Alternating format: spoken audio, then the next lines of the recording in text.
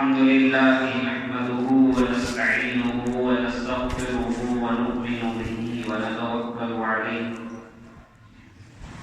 ونعوذ بالله من شرور أنفسنا ومن سيئات أعمالنا من يهده الله فلا مضل له ومن يضلله فلا هادي له ونشهد أن لا إله إلا الله وحده لا شريك له ونشهد أن سيدنا ومولانا محمدا عبده ورسوله أما بعد فأعوذ بالله من الشيطان الرجيم بسم الله الرحمن الرحيم يوصيكم الله في أولادكم للذكر مثل حظ الأنثيين وقال تبارك وتعالى إن الله يأمركم أن تؤدوا الأمانات إلى أهلها صدق الله العظيم وصدق رسوله النبي الكريم ونحن على ذلك من الشاهدين والشاكرين. محترم حضرات، پچھلے جمعہ کچھ جمعہ دو جمعوں سے سورۃ النساء کی آیات کی تفسیر ہو رہی تھی، جس میں سب سے پہلے اللہ نے انسان کی پیدائش کو بتایا تھا، پھر رشتہ داریوں کی اہمیت کو بتایا تھا، پھر اللہ نے یتیموں کے ساتھ حسن سلوک کی بات فرمائی تھی، پھر اللہ نے مسلمانوں کو یہ بتایا تھا کہ تمہیں شادیوں کی گنجائش ہے 1 سے لے کر 4 تک، لیکن انصاف شرط ہے. پھر اور یتیموں کے مسائل بیان ہوئے، پھر یہ بتایا گیا کہ میراث ترکہ جاگیر جائیداد جو انسان چھوڑ کر کے مرتا ہے، اس میں مردوں کا بھی حصہ ہے، عورتوں کا بھی حصہ ہے، بچوں کا بھی حصہ ہے، چاہے وہ جائیداد تھوڑی ہو یا زیادہ، ہر ایک میں سب کا حصہ. اور وہ اجماع کے ساتھ اللہ نے بتایا. میں نے جو آیت پڑھی ہے، اللہ تبارک و تعالیٰ یہاں سے تفصیل سے بتاتے ہیں کہ کس کا حصہ کتنا ہے، اور اس پر بات کرنا اس لیے بھی اہم ہے کہ اللہ کے نبی صلی اللہ علیہ وسلم نے فرمایا، اے مسلمانوں، اس فرائض کے علم کو سیکھو، لوگوں کو سکھاؤ، اس لیے کہ یہ آدھا علم ہے. آدھا یہ جو حصے جائیداد کا جو علم ہے کہ کس کو کتنا ملنا ہے، حضور صلی اللہ علیہ وسلم کی حدیث ہے، حضور فرماتے ہیں اس کو سیکھو اور لوگوں کو سکھاؤ، اس لیے کہ یہ چھوٹی موٹی چیز نہیں. اللہ کے نبی صلی اللہ علیہ وسلم فرمائے آدھا علم ہے، آدھا علم. اب محدثین نے بتایا ہے کہ آدھا علم اس کو کیوں کہا گیا، تو بہت سی توجیحات نقطے نکلتے ہیں کہ کیوں اس کو آدھا علم کہا گیا. ایک خاص وجہ جو سب بتاتے ہیں وہ یہ ہے کہ جتنے علوم ہیں انسان کو ان کی ضرورت انسان کے زندہ ہونے کے وقت پڑتی ہے. یہ علم ایسا ہے کہ انسان کو اس کی ضرورت کسی کے مرنے پر پڑتی ہے، موت کے وقت میں اس کی ضرورت پڑتی ہے، اس لیے اس علم کو آدھا علم کہا. اور حضور صلی اللہ علیہ وسلم نے فرمایا کہ قیامت میں سب سے پہلے جو علم اٹھایا جائے گا تو یہی علم اٹھا لیا جائے گا سب سے پہلے. یہاں تک کہ حدیث میں ہے 2 آدمی جھگڑیں گے جائیداد کو لے کر، کوئی تیسرا موجود نہیں ہوگا کہ وہ ان کو بتائے کہ کس کا حصہ کیا ہے، ان کو بھی نہیں معلوم ہوگا، جھگڑ رہے ہوں گے. اور کوئی تیسرا بھی موجود نہیں ہوگا کہ جو ان کو بتائے کہ بھائی تمہارا یہ حصہ ہے، تمہارا یہ حصہ ہے. اس لیے اس علم کی اہمیت کو سامنے رکھتے ہوئے اس کے بارے میں بتایا جا رہا کہ اللہ تبارک و تعالیٰ فرماتے ہیں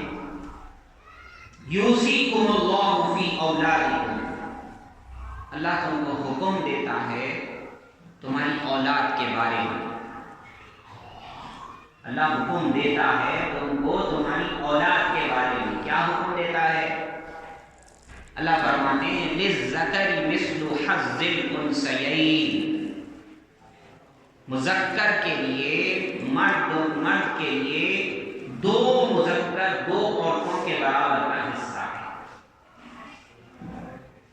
مذکر کے لیے مرد کے لیے دو عورتوں کے برابر کا حصہ ہے.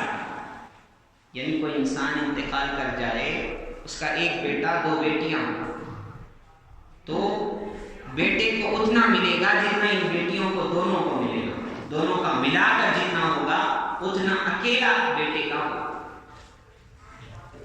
اب یہ دنیا والے جو ہے نا ایسی چیزوں کو دیکھتے، اس کی حقیقت کو نہیں سمجھتے، اس کے خوبیوں کو نہیں جانتے، اس کی مصلحتوں کو نہیں جانتے، بس پکار اٹھتے ہیں بھائی دیکھو ان کے مذہب میں کیسا ہے کہ انصاف نہیں کیا جا رہا، کہ کہا جا رہا ہے کہ مرد کا حصہ عورت سے زیادہ ہے، دو عورتوں کے برابر مرد کا حصہ.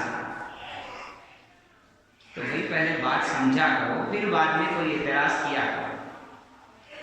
بات یہ ہے کہ ہماری شریعت میں عورت کے اوپر کوئی خرچہ نہیں، کوئی خرچہ نہیں. عورت کے اوپر نہ خود اس کا خرچہ ہے، نہ اس کے بچوں کا خرچہ ہے، نہ اس کے ماں باپ کا خرچہ ہے، نہ اس کے خاندان کا خرچہ ہے. کسی کا خرچہ عورت پہ ہے ہی نہیں. تمہاری زندگی کی طرح، تمہارے مذہب کی طرح ہمیں مت سمجھو. باہر کنٹریوں میں ہوتا ہے مرد بھی کماتا ہے عورت بھی کماتا ہے. مرد کا خرچ مرد، عورت کا خرچ عورت. بھائی پھر میاں بیوی کیسے ہو تم؟ نہیں، دونوں کماتے ہیں، دونوں خرچ کرتے ہیں. ہمارا مذہب کہتا ہے عورتوں کو کوئی کمانے کی ضرورت نہیں ہے. ان کو عزت کے ساتھ گھر میں دیا جائے گا، ان کو روڈوں پہ ان کو کموایا نہیں جائے گا، ان کو روڈوں پہ جھاڑو مارنے نہیں لگایا جائے گا، ان کو لوگوں کی خدمت کرانے کے لیے نہیں لگایا جائے گا، ان کو لوگوں کی بری نظروں کا نشانہ نہیں بنایا جائے گا، ان کو مارے پھرنے کے لیے نہیں بھیجا جائے گا. اس لیے کہ اگر وہ بیوی ہے اس کا خرچ اس کے شوہر پر ہے، بیٹی ہے باپ پر ہے، بہن ہے بھائی پر ہے. جو بھی عورت اگر ہوگی اس کا کوئی تو کوئی ایک رشتہ دار مرد زندہ ہوگا جس کے اوپر اس کی ذمہ داری ہوگی. اس عورت کو کمانے کی کوئی ضرورت شریعت میں نہیں. مجبوری والے حالات الگ ہیں کہ کوئی اس کا کوئی رشتہ دار نہیں ہے، اپنی ضرورت کی وجہ سے جا رہی ہے، وہ الگ بات ہے. لیکن ہماری شریعت میں کسی عورت پر دوسروں کا خرچ تو چھوڑو، خود اس کا خرچ بھی اس پر نہیں ہے. نکاح ہو چکا ہے شوہر پہ، نکاح نہیں ہوا بیٹی ہے باپ پر ہے، باپ نہیں ہے بھائی پر ہے، چاچا ہے چاچا پر ہے، چاچا زندہ نہیں ہے دادا ہے دادا پہ. کوئی خرچہ عورت پر نہیں ہے. اس کے باوجود اس کو آدھا حصہ دیا جا رہا ہے. بہت بڑی بات ہے. عیدی ہے، عیدی خرچہ کچھ بھی نہیں ہے، دیا آپ کو دیا جا رہا ہے. تو بات کو سمجھتے نہیں، اعتراض کر دیتے ہیں بھائی عورتوں کو جو ہے نا مردوں سے آدھا دیا جا رہا ہے. ارے بے وقوف سمجھو تو صحیح، آدھا کیوں دیا جا رہا ہے؟ تم تو وہ آدھا بھی نہیں دیتے. کسی مذہب میں نہیں ہے عورت کا حصہ. آج ہمارے مذہب کو دیکھ کر انہوں نے شروع کیا اور چلنے جاتے ہیں الٹی راہ چل دیتے ہیں. امریکہ میں یہ قانون ہے کہ شادی ہوگی، طلاق ہوگا، تو طلاق ہونے کے بعد میں بیوی کو آدھے پیسے شوہر کے دے دیے جائیں گے.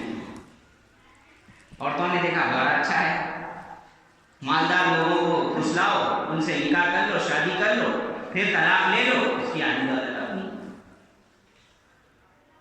امریکہ میں یہ قانون ہے کہ طلاق ہوتا ہے بیوی کو شوہر کا آدھا مال دے دیا جاتا ہے. مردوں نے بھی دیکھا اب انہوں نے شادی کرنا ہی چھوڑ. بھائی شادی نہیں مت کرو، نہ طلاق ہوگی نہ آدھا مال دینا پڑے گا. دیکھو اچھا کرنے گئے تھے برا ہو گیا.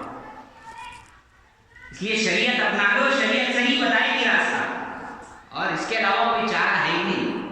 آپ نہ مانیں یا نہ مانیں، ہم تو مانتے ہیں کہ بھائی ساری دنیا کو اگر سکون ہونا ہے، اگر مال حفاظت سے رکھنا ہے، جان بچانی ہے، عزت بچانی ہے، دنیا اور آخرت میں کامیاب ہونا ہے، آنا پڑے گا یہاں پر، یہاں جھکنا پڑے گا، اس کے علاوہ چارہ ہے ہی نہیں۔ اس لیے کہ دنیا کے جتنے مذہب ہیں وہ انسان کے بنائے ہوئے ہیں، یہ اکیلا ایسا مذہب باقی ہے جو اللہ کا بنا ہے، خدا کی قسم اللہ کا بنا ہے۔ ویسے پوری تفصیل تو میں بتا نہیں سکتا، آپ کو چند باتیں میں بتاؤں گا کہ اللہ فرماتے ہیں، اللہ تمہیں حکم دیتا ہے تمہاری اولاد کے اندر مذکر کے لیے 2 مؤنث کے حصے کے برابر۔ پھر فرمائے کہ اگر کسی کی مذکر اولاد نہیں ہے، فرمایا، اور اس کی مؤنث اولاد ہے، بیٹیاں، تو ان کو کتنا دیا جائے گا؟ فرماتے اکیلی بیٹی ہوگی اس کو آدھا مال دیا جائے گا، آدھا مال، آدھا حصہ۔ 2 یا 2 سے زیادہ بیٹیاں ہوں گی تو ان کو تہائی مال دیا جائے گا، جتنا باپ نے جو مرنے والا مر گیا ہے اس کے مال کے 3 حصے کیے جائیں گے اور 2 حصے ان بیٹیوں کو دیے جائیں گے۔ اب تفصیل ہے کہ بھائی کس کو سب سے پہلے دیا جائے، تو اللہ نے چند لوگ ہیں جن کے حصے متعین کیے ہیں،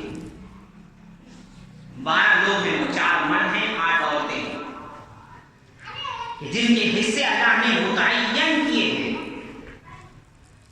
ان کو سب سے پہلے دیا جائے گا۔ پھر اگر ان لوگوں کے دینے کے بعد کچھ بچ جائے تو ان لوگوں کو دیا جائے گا جو عصبہ کہلاتے ہیں۔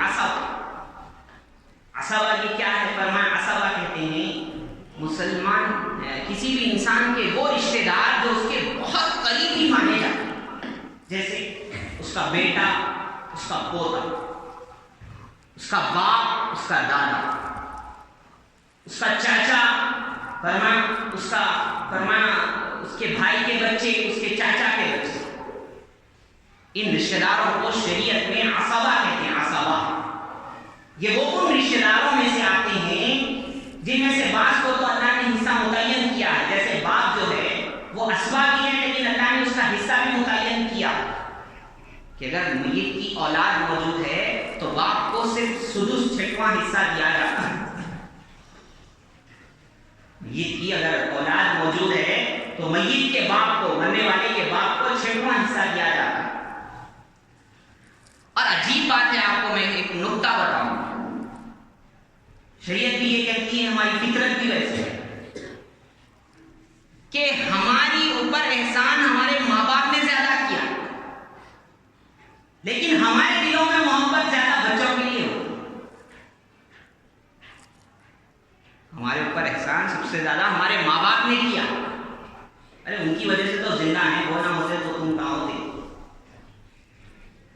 ان کی وجہ سے تو تم زندہ ہو، وہ نہ ہوتے تو تم کہاں ہو، وہ نہ ہوتے تو تم نہ ہوتے۔ تو بات تو یہ ہے کہ احسان ہمارے اوپر اپنے والدین کا زیادہ ہے، لیکن انسان جب اس کے بچے ہوتے ہیں تو اس کی فطری محبت اولاد سے زیادہ ہوتا ہے، اور شریعت نے بھی یہ باقی رکھا ہے کہ اولاد کو جلدی زیادہ دیا جاتا ہے، پہلے دیا جاتا ہے، مرنے والے کے ماں باپ کو بعد میں دیا جاتا ہے، یا اولاد کو زیادہ دیا جاتا ہے، ماں باپ کو کم دیا جاتا ہے۔ حضور نے فرمایا الولد مبخلۃ مجبنۃ، یہ جو اولاد ہے نا یہ بخل کی وجہ ہے، اس کی وجہ سے انسان بخیل ہو جاتا ہے، اچھا خاصا دوستوں میں خرچ کرتا ہے، اولاد آ جاتی ہے خرچ کم کر دیتا ہے، بھائی 1 روپیہ بھی میرے بچوں کو کام آئے گا، گھر میں کچھ سالن بن جائے گا۔ حضور کی حدیث ہے الولد مبخلۃ، وہ بڑے ہمارے بڑے لوگ کچھ مصرے بولتے ہیں کہ بھائی اولاد ہوئی تو نوالا، ان کا نوالا گیا، ان کی بھی اولاد ہوئی تو منہ سے بھی چلا گیا، کچھ ایسا مصرع ہے۔ تو حضور کی حدیث ہے الولد مبخلۃ، یہ جو اولاد ہے یہ بخل کی وجہ ہے، انسان اس کی وجہ سے بخیل بن جاتا ہے، یعنی دوسری جگہوں پہ خرچ نہیں کرتا اپنی اولاد کی وجہ سے۔ اور فرمایا یہ اولاد جو ہے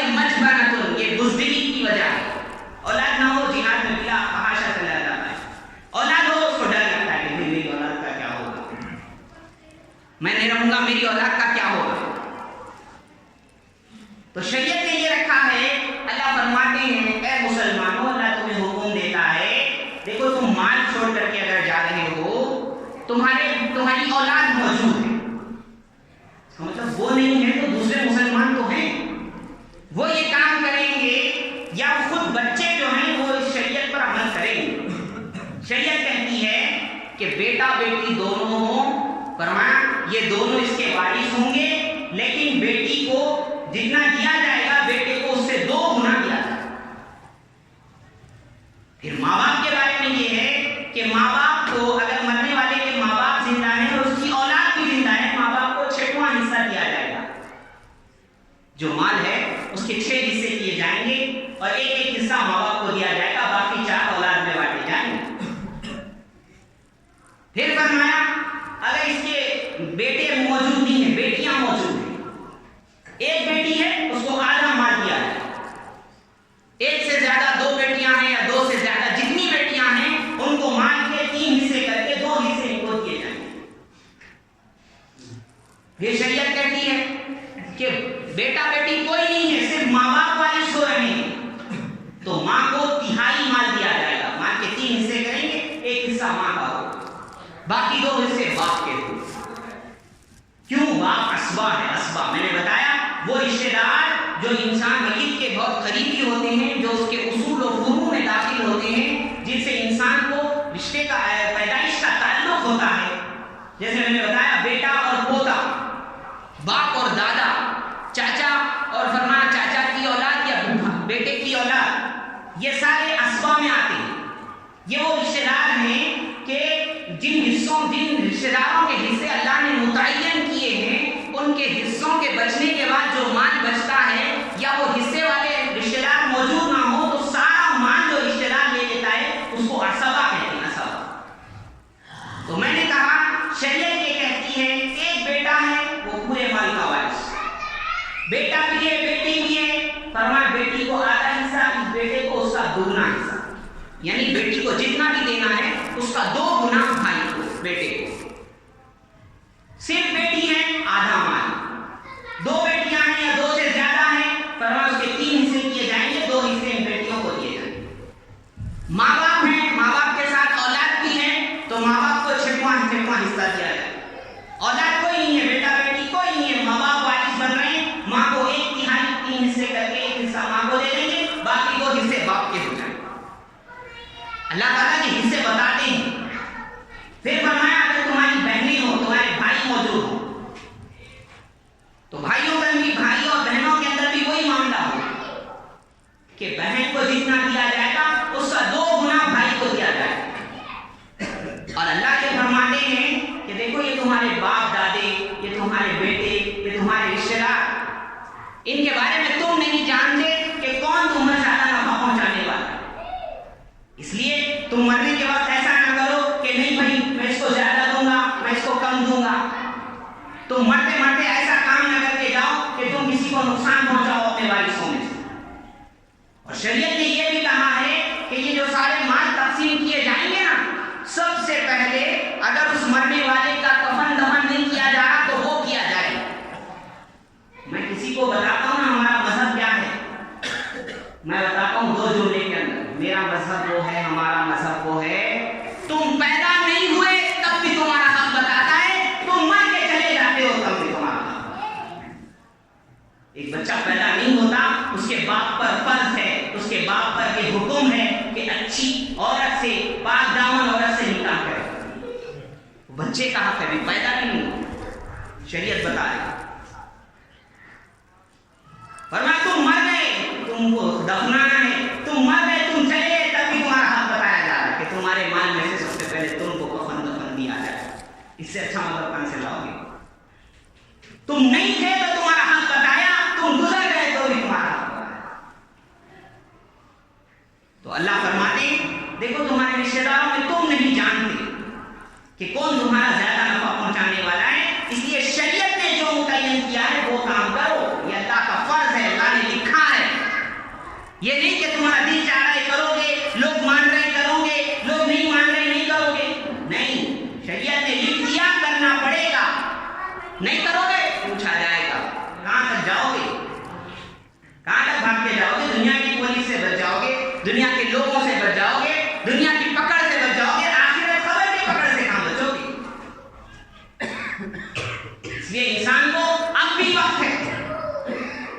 دیکھو ہم جو اس دنیا کے اندر یہ جو بدنام ہو رہے ہیں، ذلیل ہو رہے ہیں، اس لیے نہیں کہ ہم اسلام پہ چل رہے ہیں، اس لیے پٹ رہے ہیں، اس لیے ذلیل ہو رہے ہیں کہ اسلام پہ نہیں چل رہے ہیں۔ اسلام پہ چلنا شروع کر دو، تمہاری لوگ ایسی عزت کریں گے جیسے صحابہ کی عزت کریں گے، تمہیں لوگ ایسے چاہیں گے جیسے صحابہ کو چاہتے تھے۔ تمہارا لوگوں کو نہ چاہنا، تمہارا ذلیل و رسوا ہونا اس وجہ سے ہے کہ تم صحیح اسلام دین پہ نہیں چل رہے ہو۔ یہ تو ہو گیا ماں باپ اور جو ہے نا بیٹوں کا، بھائیوں بہنوں کا۔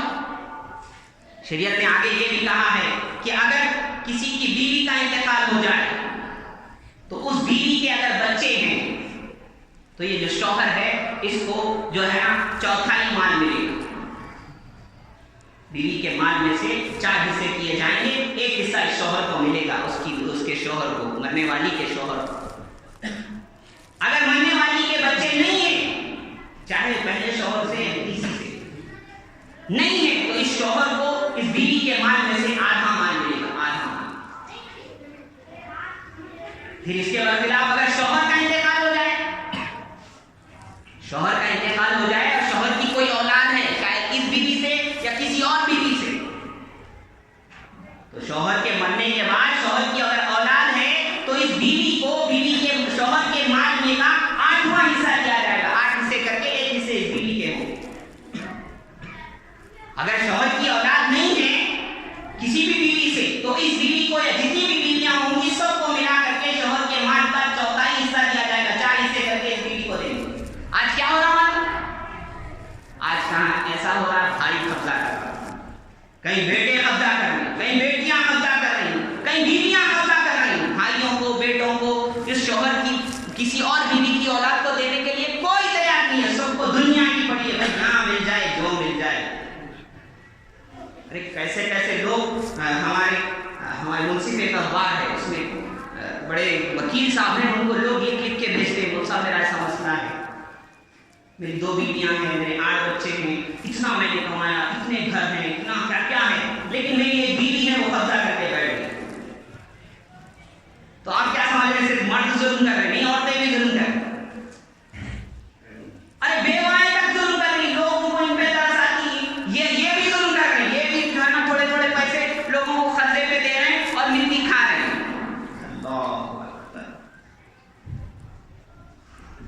یہ تو ہمارا یہ حال ہے نا، جیسے حضرت ابوبکر نے فرمایا تھا کہ کوئی آدمی جھوٹ بولے تھوڑا برا ہے، بادشاہ جھوٹ بولے بہت برا ہے۔ ایک کو کہیں جھوٹ بول،